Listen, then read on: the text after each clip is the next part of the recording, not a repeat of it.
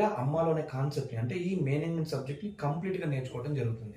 దీనివల్ల ఏమవుతుంది, జాబ్లో మంచి మంచి పొజిషన్స్కి వెళ్ళాలనుకున్న వాళ్ళకి మంచి ఆప్షన్స్ ఉంటాయి. లేదు ఈ ఏబిఎం కంప్లీట్ చేసి ఓన్ ఆర్గనైజేషన్ పెట్టుకోవాలనుకున్న వాళ్ళకి కూడా this is one of the best option. ఎందుకంటే ఒక ఆర్గనైజేషన్ పెట్టాలి అంటే ఖచ్చితంగా we need to have a proper knowledge.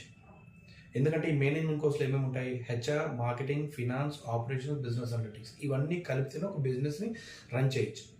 మనం స్లోగా రన్ చేసేది స్మాల్ స్కేల్ ఇండస్ట్రీ ఉంటుంది కాబట్టి ఇన్ని డిపార్ట్మెంట్స్ కాకుండా అసలు బేసిక్ నాలెడ్జ్ ఎలా ఉంటుంది అనేది కంప్లీట్ ఇన్ఫర్మేషన్ అనేది ఇది తెలుస్తుంది. ఓకే, కమింగ్ టు మీరు అడిగిన క్వశ్చన్కి వస్తే ఈ ఎంఎస్సి చేయాలా ఏబిఎం చేయాలా అనేసి, నేను జనరల్గా ఏది బిలీవ్ చేస్తానంటే, మీరు ఏ కోర్స్ చేసినా కోర్స్ కంప్లీట్ అయిపోయిన తర్వాత ఆపర్చునిటీస్, అంటే మీరు సస్టైన్ అవ్వడానికి కెరియర్లో మంచి పొజిషన్స్కి వెళ్ళాలంటే మంచి ఆపర్చునిటీస్ ఉండాలి.